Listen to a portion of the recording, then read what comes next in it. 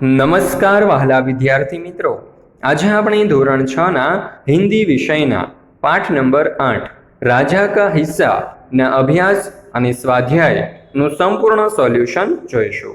તો સર્વપ્રથમ આપણે જોઈએ અભ્યાસ। પ્રશ્ન નંબર 1, નિમ્નલિખિત સંવાદ किसने किसको कहा और क्यों। तो જોઈએ पहलो सवाल, भले आदमी तुम यह क्या अत्याचार कर रहे हो, भला कहीं स्त्री को भी हल में जोता जाता है। उत्तर, यह वाक्य राजा भोज ने किसान से कहा क्योंकि उसके हल में एक ही बैल था, दूसरे बैल की जगह उसकी स्त्री हल खींच रही थी। त्यार पछी जो बीजू, जो कहना है मेरे साथ चलते चलते कहो, मेरा काम क्यों रोक रहे हो। उत्तर, यह वाक्य किसान ने राजा भोज से कहा, वह हल चलाना रोककर राजा से बात करना नहीं चाहता था। त्रीजो सवाल, भले आदमी इस प्रकार तो तुम्हारी पत्नी थक जाएगी और थकावट की वजह से कोई दूसरा कार्य भी नहीं कर सकेगी। उत्तर, यह वाक्य राजा भोज ने किसान से कहा क्योंकि उन्हें किसानों की पत्नी पर दया आ गई, जो हल में एक बैल के साथ जुती हुई थी। त्यार पछी जो चौथो सवाल, ये मोती तुम्हारे खेत में उगे हैं, इन पर तुम्हारा हक है। उत्तर, यह वाक्य राजा भोज ने किसान से कहा क्योंकि किसान के खेत में पैदा हुए मोतियों का स्वीकार करना उन्होंने उचित नहीं समझा। पांचवो सवाल, नहीं महाराज, आप इन्हें राजकोष में जमा कर ले और गरीबों की भलाई के लिए काम में ले। उत्तर, यह वाक्य किसान ने राजा भोज से कहा क्योंकि मोती राजा के परिश्रम से ही उसके खेत में उगे थे, इसलिए उन मोतियों पर किसान का हक नहीं था। त्यार पछी जो ये प्रश्न नंबर 2, पढ़िए और चर्चा कीजिए। पहलू, लड़के विद्यालय में पढ़ते हैं, तो અહીં સંયુક્તાક્ષર છે દય, દ વત્તા ય એટલે કે વિદ્યાલય। ત્યાર પછી બીજું, ભિખારી દ્વાર પર ખડા था, तो અહીં સંયુક્તાક્ષર છે દવ એટલે કે દ વત્તા વ દ્વાર। ત્રીજું, यहाँ शुद्ध घी मिलता है, तो संयुक्ताक्षर છે દ એટલે કે દ વત્તા ધ એટલે કે શુદ્ધ। ત્યાર પછી જોઈએ ચોથું, अशोक चक्र हमारा राष्ट्रीय चिन्ह है, तो અહીં સંયુક્તાક્ષર છે ન એટલે કે હ વત્તા ન એટલે चिन्ह। પાંચમું, एक ब्राह्मण पूजा कर रहा था, तो અહીં સંયુક્તાક્ષર છે हम, ह વત્તા म એટલે કે ब्राह्मण।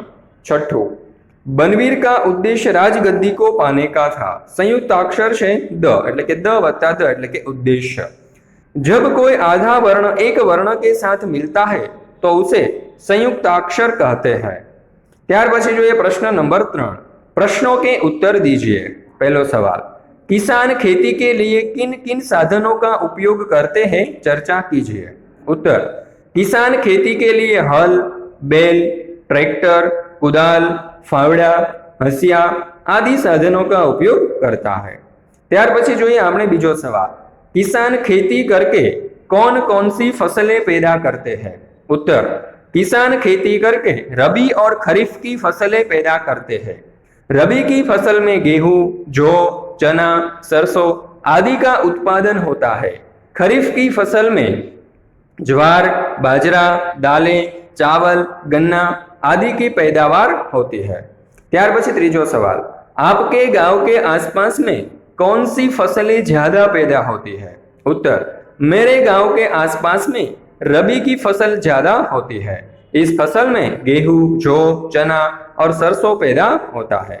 त्यार पछी जो चौथो सवाल, किसान हमें किस प्रकार उपयोगी है। उत्तर, किसान की मुख्य उपयोगिता गांव में होने वाली खेती में है।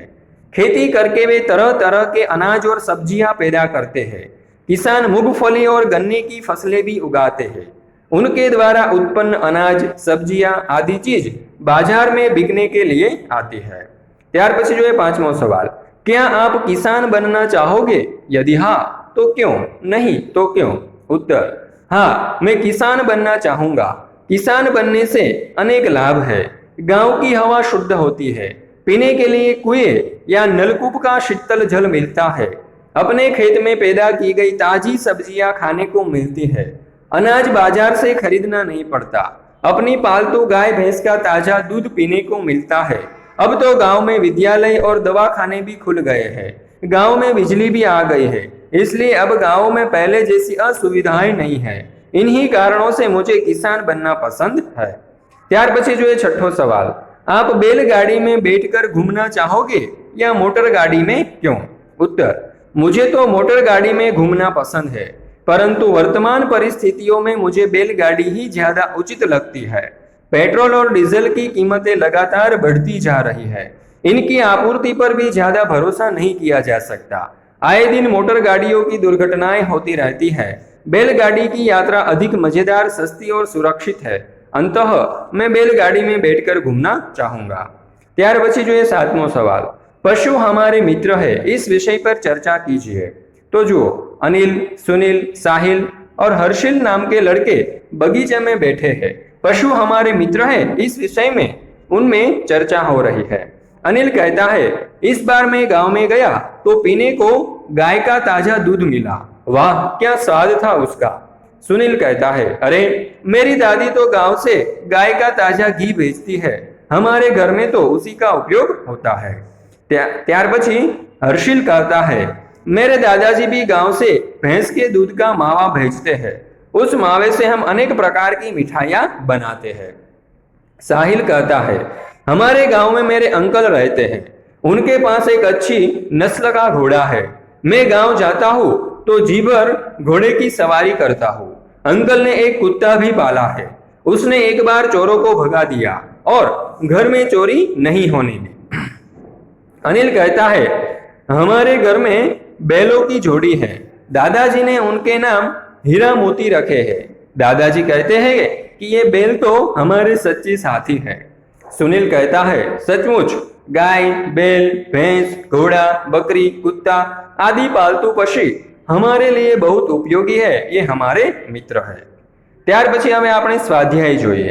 तो प्रश्न नंबर 1, प्रश्नों के उत्तर लिखिए। पहलो सवाल, राजा भोज ने भ्रमण करते हुए क्या देखा? उत्तर, राजा भोज भ्रमण करते हुए एक गांव के निकट पहुंचे। वहां उन्होंने देखा कि एक खेत में एक किसान हल चला रहा है, मगर उसके हल में बैल है। दूसरे बैल के स्थान पर किसान की स्त्री हल खींच रही है। ત્યાર પછી जो बीजो सवाल, राजा भोज ने किसान के पास जाकर क्या कहा? उत्तर, राजा भोज ने किसान के पास जाकर कहा कि भले आदमी, तुम यह क्या अत्याचार कर रहे हो? भला कहीं स्त्री को भी हल में जोता जाता है? ત્યાર પછી ત્રીજો सवाल, किसान की पत्नी खेती के काम में क्यों मदद कर रही थी? उत्तर, किसान के 2 बैलों में से एक बैल मर गया था। दूसरा बैल खरीदने के लिए किसान के पास धन नहीं था। खेत की जुताई करना जरूरी था, क्योंकि जुताई न होती तो बोवाई कैसे होती, और बोवाई नहीं होती तो किसान को अन्न न मिलता। किसान की इसी मजबूरी के कारण उसकी पत्नी बैल की तरह हल खींचकर खेती में मदद कर रही थी। ત્યાર પછી जो चौथो सवाल, राजा भोज के 2 बैल मिलने पर किसान की फसल में क्या फर्क हुआ? उत्तर, किसान को राजा भोज के 2 बैल मिलने पर खेत में हल चलाना आसान हो गया। इसके कारण किसान के खेत में इस बार बहुत अच्छी फसल हुई। लेकिन एक आश्चर्यजनक बात भी हुई। खेत के जितने हिस्से में राजा भोज ने हल चलाया था उसमें मोती उगे थे, बाकी के हिस्से में अच्छी किस्म के गेहूं उगे थे। ત્યાર પછી जो 5मो सवाल, किसान शर्मिंदा क्यों हो गया? उत्तर, किसान को पता नहीं था कि अपने 2 बैल देकर जिसने उसकी सहायता की है वह और कोई नहीं, स्वयं राजा भोज है। इसलिए जब महाराज ने किसान को अपना परिचय दिया तब वह शर्मिंदा हो गया।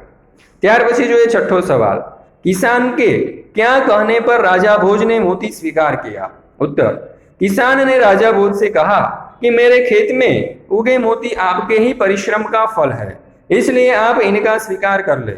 अगर आप स्वयं नहीं रखना चाहते तो इन्हें राजकोष में जमा कर दीजिए, गरीबों की भलाई में इनका उपयोग कीजिए। राजा भोज को किसान का यह सुझाव पसंद आया, इसलिए उन्होंने किसान की प्रार्थना पर मोतियों का स्वीकार किया। ત્યાર પછી जो 7मो सवाल, राजा भोज किसान से क्यों प्रभावित हुए? उत्तर, किसान के पास एक ही बैल था, इसलिए हल में दूसरे बैल की जगह अपनी पत्नी को जोतकर वह हल चला रहा था। राजा भोज चाहते थे कि किसान थोड़ी देर के लिए हल चलाना बंद करके उसकी बात सुने। तब किसान ने कहा कि उनकी बात सुनने के लिए वह अपना काम नहीं रोक सकता। यदि वे कुछ कहना चाहते हैं तो उसके साथ चलते चलते कहें। अपने काम के प्रति किसान की यह लगन देखकर राजा भोज उससे बहुत प्रभावित हुए। ત્યાર પછી જોઈએ પ્રશ્ન નંબર 2, राजा भोज के बारे में 5-6 वाक्य लिखिए। उत्तर, राजा भोज धारा नगरी के राजा थे। वे विद्या प्रेमी थे, विद्वानों और गुणी जनों का वे सम्मान करते थे। वे बड़े प्रजा वत्सल थे। प्रजा की कठिनाइयों को जानने के लिए वे अपने राज्य में घूमते रहते थे और उन्हें दूर करने का प्रयत्न करते थे। उनकी प्रजा भी उनका बहुत सम्मान करती थी। राजा भोज के बारे में अनेक कथाएं प्रचलित है। ત્યાર પછી પ્રશ્ન નંબર 3, સહી જોડે મિલાઈએ। તો અહીં કેટલાક મુહાવરાઓ અને તેના અર્થ આપેલા છે। પહેલું, આંખ ખુલના यानी कि सही बात का ज्ञान होना। बीजू, आंख लगाना એટલે કે एकदम से सो जाना। ત્રીજું, आंख चुराना यानी कि सही बात से टल जाना। चौथुं, आंख दिखाना यानी कि क्रोध करना। पांचवुं, आंखों का तारा होना यानी कि बहुत प्रिय व्यक्ति। और छठुं, आंखों में चमक आना यानी कि प्रसन्न होना। ત્યાર પછી જોઈએ પ્રશ્ન નંબર 4, ઉપરયુक्त મહાવરો का वाक्य प्रयोग कीजिए। पहलू, आंख खुलना એટલે કે व्यवसाय में नुकसान होते ही सेठ जी की आंख खुल गई। बीजू છે आंख लगाना, तो જોઈએ તેનું वाक्य, बिस्तर पर लेटते ही मेरी आंख लग गई। ત્રીજું वाक्य, आंख चुराना, तो જોઈએ वाक्य, कुछ कारण जरूर है इसलिए वह मुझसे आंख चुरा रहा है। ત્યાર પછી ચોથું, आंख दिखाना, जरा सी गलती होने पर ही आप मुझे आंख दिखाने लगे। ત્યાર પછી જોઈએ પાંચમું, आंखों का तारा होना, एनु वाक्य बनशे, उदय अपने माता पिता की आंखों का तारा है। छठू, आंखों में चमक आना यानी कि प्रिय मित्र को देखते ही साहिल की आंखों में चमक आ गई। ત્યાર પછી જોઈએ प्रश्न नंबर 5, निम्नलिखित शब्द विशेषण है उन शब्दों का वाक्य प्रयोग कीजिए। पहलू છે एक, तो જોઈએ એનું वाक्य, किसान के पास एक बैल था। बीजू, प्रजा वत्सल, तो वाक्य बनशे, आदर्श राजा प्रजावत्सल होता है। ત્રીજું વાક્ય છે બડા ઉપરથી, તો બનશે વાક્ય, રોમિલ સાહિલ का बड़ा भाई है। ચોથું વાક્ય બનશે હોનહાર ઉપરથી, તો જુઓ, सचमुच तुम होनहार लड़के हो। પાંચમું વાક્ય છે મીઠા, તો વાક્ય બનશે, कोयल का स्वर मीठा होता है। અને છઠ્ઠો શબ્દ છે મહેનતી, તો એના ઉપરથી વાક્ય બનશે, भारत के किसान मेहनती है। ત્યાર પછી જોઈએ આપણે પ્રશ્ન નંબર 6, नीचे दिए गए चित्र का वर्णन कीजिए और लिखिए। तो जो ये वाक्य नु वर्णन, इस चित्र में एक समृद्ध गांव का दृश्य है। गांव में कुछ पक्के मकान और कुछ साधारण घर है। गांव में एक मंदिर है, उसके शिखर पर ध्वजा फहर रही है। गांव के बाहर एक पक्का कुआं है, कुएं से कुछ दूर एक बैल खड़ा है। गांव में जाने का रास्ता साफ सुथरा है। एक लड़का और एक लड़की गांव में जा रहे हैं। चित्र में एक पक्का एक और गांव से लगे हुए खेत है। एक खेत में तैयार फसल दिखाई दे रही है। पौधों पर बालियां है। खेत में हुए व्यक्ति के हाथ में हंसिया है। खेत में धान के पौधे हैं। खेतों के आसपास पेड़ लगे हुए हैं। इस प्रकार चित्र में दिखाया गया गांव सचमुच सुंदर है। ત્યાર પછી જોઈએ પ્રશ્ન નંબર 7, निम्नलिखित परिच्छेद का अपनी मातृभाषा में अनुवाद कीजिए। तो અહીં જે ફકરો આપેલો છે તેનો આપણે અનુવાદ કરીએ। તો જુઓ, ભોજ રાજાએ રથ રોક્યો અને ખેડૂતની પાસે જઈને કહ્યું, ભલા માણસ, તું આ કેવો અત્યાચાર કરી રહ્યો છે? અરે, ક્યાંય સ્ત્રીને શું હળમાં જોતરાતી હશે? ત્યાર પછી જોઈએ बक्से में जो शब्द कार्ड है उनको शब्दकोश के क्रम में लिखिए। तो सर्वप्रथम किसान आवशे, ત્યાર પછી ખેત આવે, ત્યાર પછી પ્રજા, ત્યાર પછી પ્રસન્ન, ત્યાર પછી ફસલ, ત્યાર પછી બેલ, ત્યાર પછી રાજા અને છેલ્લે આવશે સ્ત્રી। તો મિત્રો, આ પાઠના અભ્યાસ અને સ્વાધ્યાયનો ધ્યાનપૂર્વક અભ્યાસ કરવા બદલ આપ સર્વનો ખૂબ ખૂબ આભાર। ફરી મળીશું આપણે એક નવા પાઠના અભ્યાસ અને સ્વાધ્યાયના સોલ્યુશન સાથે।